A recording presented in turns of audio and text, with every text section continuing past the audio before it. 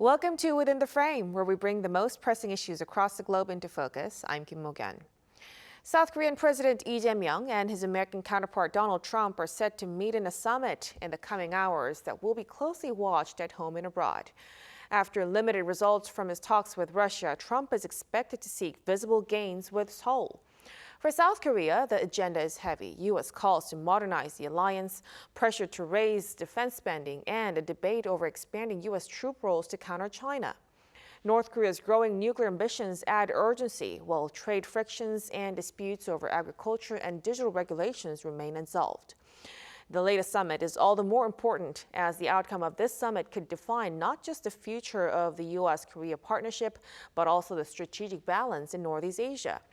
For an expert's view on this, we invite Bruce Klinger, non-resident senior fellow at the Marine and Mike Fansfield Foundation. A big welcome. Thank you for having me. And also joining us is Robert Kelly, professor of international relations at Busan National University. Good to see you. Thank you for having me again. So let's start a discussion right away. First with Dr. Klinger. Many observers say that after failing to secure major diplomatic results with a summit with President Putin, President Trump will be looking for concrete wins at the U.S.-South Korea summit. In your view, what kind of visible achievements might he pursue this time around? Well, having browbeat South Korea into a disadvantageous tariff deal that violated the Korea's free trade agreement that Trump renegotiated, the U.S. is expected to try to twist South Korea's arm into making security concessions after having made economic concessions. So a long list of issues that Washington is trying to push Seoul on, transactional issues such as increasing South Korea's spending on its defense expenditures and perhaps the contribution to offset some of the cost of stationing U.S. forces there, reorienting the alliance, having U.S. forces more focused on China, which means South Korea would have to assume greater responsibility for the North Korean threat. Also, the U.S. may reduce forces from the peninsula, moving them to Guam, which is further away from both the China and the North Korea threat. And also maybe more amenable to South Korea's request for in essence, premature OPCON transition before South Korea has fulfilled the conditions. And then also pressing South Korea for publicly announcing a broader role, a security role in the Indo-Pacific, and perhaps defining some role in Taiwan contingencies. Right, so a vast array of topics for the U.S. to discuss and pursue. Now, moving on, one of the key items expected to be on the table is Washington's push for a so-called modernization of the alliance. Professor Kelly, what exactly does the U.S. mean by this modernization, and what are its main demands? It looks like modernization means restructuring or reframing U.S. forces in Korea to play a greater role on China. China is, in the language of U.S. national security documents, China is the pacing threat for the United States in this region, right? China is now increasing, it's growing significantly faster than the United States. People generally argue now that there's sort of two superpowers or, a near peer great power in the world to the United States, right? And so the U.S. ability to sort of contest China in East Asia is becoming really, really central to the national security discourse. And this is something that South Korea has had some issue with, right? We know particularly left progressive governments in South Korea are not keen on getting involved in U.S. containment or U.S. competition with China, right? This is something that the previous conservative Yoon government was reasonably comfortable engaging, and there was actually a mention about Taiwan from the Yoon government that the status quo in the East China Sea shouldn't be changed, right? And so I think this really is a tricky issue now for the current president, right? Because I think the Americans are going to demand greater flexibility with the use of U.S. assets and forces here in the region, and they're going to increasingly expect South Korea to be willing to commit to greater maritime efforts, for example, to contest China, to make some kind of statement about South Korea's position regarding Taiwan. And this isn't just South Korea, I'd point out, right? This means Australia and other U.S. allies in the region, Japan, and so on. But I think that's what modernization is. That's certainly the way it sounds like if you listen to sort of, for example, USFK commander here in Korea, who's used that kind of language and almost always seems to be tilting in the direction of China. Mm-hmm. So now the question will be how far Seoul would be willing to go in those modernization expectations from the U.S. Now, from Seoul's perspective, there's also this issue of what some call the security bill. Reports suggest Washington has floated raising Korea's defense spending to a 3.8% of GDP and increasing its cost sharing by more than $1 billion. Dr. Klinger, what level of demand might come out at the summit, and what kind of compromise could the South Korean government be preparing for? Well, successive U.S. presidents have long been pushing our European and Asian allies to spend more on their defense, to play larger security roles, so that not so disproportionately the U.S. Assuming responsibilities. But we've seen a much more transactional approach during both the first and now the second term of the Trump administration. During the first term, President Trump literally tried to make a profit off of American service members in South Korea and Japan, getting a profit plus 50% and then an exponential increase of a 400% increase in South Korea's contribution on the special measures agreement. So it's expected that there'll be two issues. Certainly the most reporting has been either a push for South Korea to increase its defense expenditures from about 2.7% of GDP to 3.8%, although Secretary of Defense Hegseth had also said he's looking for Indo-Pacific allies to increase to 5%, matching NATO's recent pledge. So certainly there'll be a push for a greater spending by South Korea, even though it already spends as a percentage of its GDP more than most NATO allies. The second issue is, and less reporting here, is whether he'll try to revise the special measures agreement that was signed last year under the Biden administration, where South Korea committed to a little bit more than $1 billion per year. Trump has said that Seoul should be spending $10 billion to offset the cost of U.S. forces there. So sort of a two different lanes in the road of a transactional approach to the alliance. Right, so those numbers would be a major burden for Korea, and some compromise we'll have to see on that. Now, on top of that, there's also speculation that Washington may push to expand the role of U.S. forces in Korea to include countering China, as we've touched upon, with Seoul having dispatched a special envoy to Beijing during the same summit period. How should South Korea balance alliance commitments with its relationship with China as well, Professor Kelly? Yeah, I think this is really the grand strategic question for South Korea in the next decade or two, right? I think it's pretty well established at this point that South Korea is sort of pulled strategically and politically on the one hand towards the United States and economically towards China on the other, right? And the South Koreans have done a pretty good job, I think, sort of walking between the raindrops, if you will, between these two great powers. South Korea has managed to live on sort of the narrow sliver between the overlap of those two countries, but that Venn diagram, if you will, is beginning to separate. At some point, I think South Korea is going to face a decision fork where it's really going to have to make a decision on this. It will be a lot easier to make the decision for the United States if the United States wasn't led by Donald Trump, who, as Bruce was talking about, takes this very transactional attitude towards U.S. allies, right? Small U.S. allies have to pay. Trump's also something of an authoritarian at home in the United States, which reduces the political distance between the United States and China. That's a really problematic action. I think that's going to become a major issue in the future.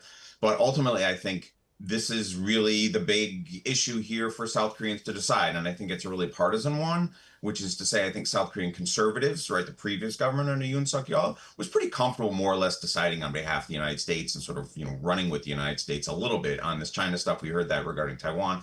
It's really an issue, though, for progressives in South Korea, which are really, really torn, in part because alignment with the United States on these China issues also means a kind of informal alignment with Japan, which is really radioactive here.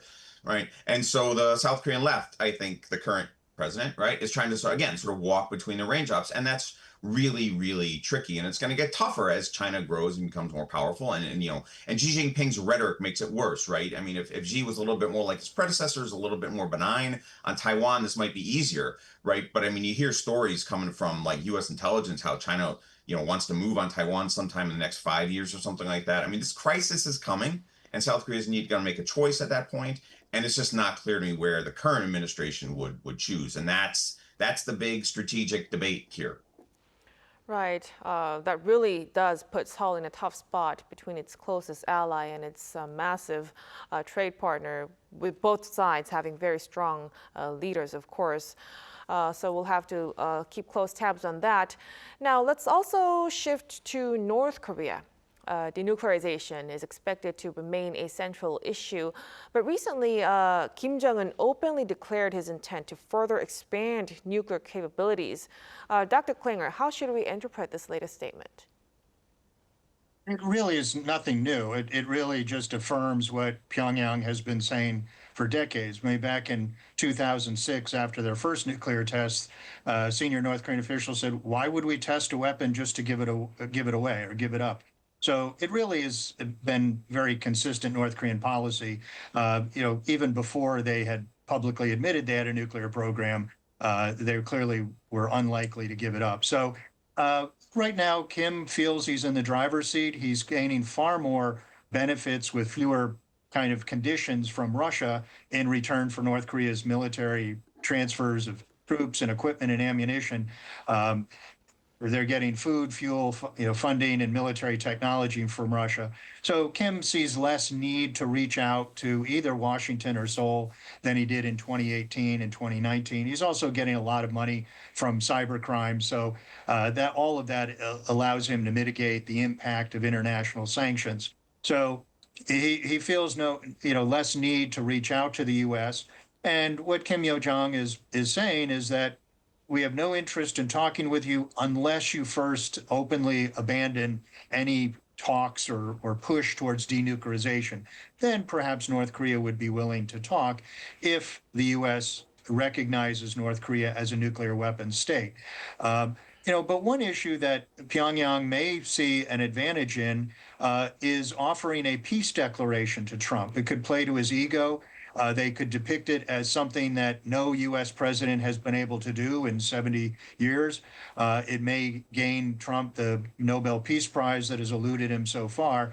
And it would give the illusion of a major diplomatic success, although it wouldn't actually reduce the threat to the United States and its allies. But it could give also the perception of a success so that it could give justification for reducing U.S. forces on the peninsula, either to reorient them towards China or just to bring them back to the United States. Right. So a peace declaration, that's in exchange for Washington to say that it's going to give up its nuclear ambitions? I mean, give up North Korea's nuclear ambitions? Right. It would be having to, in essence, formally abandon what's required under 11 UN Security Council resolutions and under U.S. law, that denuclearization is the requirement under all those documents.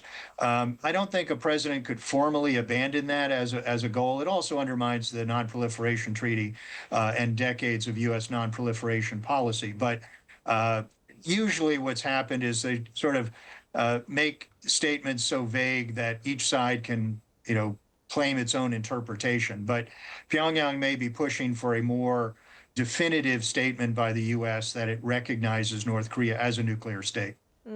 Thank you for the explanation, Dr. Klinger. Now, given that, Professor Kelly, then what kind of joint response or coordinated strategy could we expect from President Trump and President Lee's summit regarding North Korea's nuclear buildup? Yeah, actually, I think this is a real problem for the South Koreans because it's just not clear to me that Donald Trump actually cares that much, right? I mean, part of the larger discussion about modernization, of course, is increasingly pushing the North Korean issue onto South Korea so the United States can reorient towards China, right? I mean, China really is dominating the U.S. national security discussion in a way I think that South Koreans really haven't picked up on. As I said, it is sort of the pacing threat. That's language you see in U.S. national security documentation all the time. North Korea is understood as a proliferation issue and sort of a regional threat to U.S. allies, right? But the core focus really is on China. And so South Korea is quite wealthy and could spend more on defense, as Bruce was talking about. You guys could invest in missile defense and things like that. I mean, you could do a lot more on North Korea. And I think that's probably where the Trump people are going to go. They're increasingly going to say, this is your mess. You need to clean it up there, fellow Korean people. You guys got to figure it out. And I think the South Koreans are probably going to have to get in the driver's seat on this. I think to the credit of the current administration, right, it does have an idea for how to deal with North Korea, which is to talk to it. But if North Koreans won't talk, which they won't, I'm rather surprised, actually, the North Koreans aren't being more solicitous. But if they're not going to talk, then South Korea's got to come up with something else, right? And I think the current government is a little bit surprised at how implacably resistant the North Koreans have been, because it doesn't seem to have much else. We're not hearing, for example, too much about, well, if North Koreans aren't going to talk to us, we're going to ramp up missile defense to defend our cities, which I would argue would be a good response, right? I mean, the current South Korean administration seems to be a bit adrift on this. And if they're going to talk to Trump about North Korea, they've got to have more than we're going to go talk to North Korea, because it looks like North Koreans don't want to talk, right? I mean, maybe Bruce is right. Maybe, Trump can go off and he can freelance, get the Nobel Prize. We know that's a big hook for Trump. Maybe Lee Jae-myung can kind of like maneuver Trump into that in the way that Moon Jae-in kind of maneuvered Trump into, talking to Kim Jong-un with sort of these impressions he was going to get this big summit and stuff like that. But I don't know if Trump's going to go for that a second time, right? I mean, Trump kind of got burned the first time around. He didn't really get what he wanted. Nothing came of it. He got a lot of criticism in the media. So I kind of think this time around, it's a lot more on the South Koreans. Yeah, it's going to be a very big issue for South Korean delegation to focus on. Now, let's shift gears a little bit. Again, back to the summit. The Lee administration is seeking to broaden the alliance between Seoul and Washington into a technology partnership in areas such as nuclear energy, AI, and shipbuilding as well. Dr. Klinger, how does this Washington view this proposal from Seoul, and within the context of U.S.-China tech rivalry, what strategic significance might this carry? Well, a stronger technological partnership between Washington and Seoul, as well as other like-minded democracies in the Indo-Pacific, are really to all of our advantage.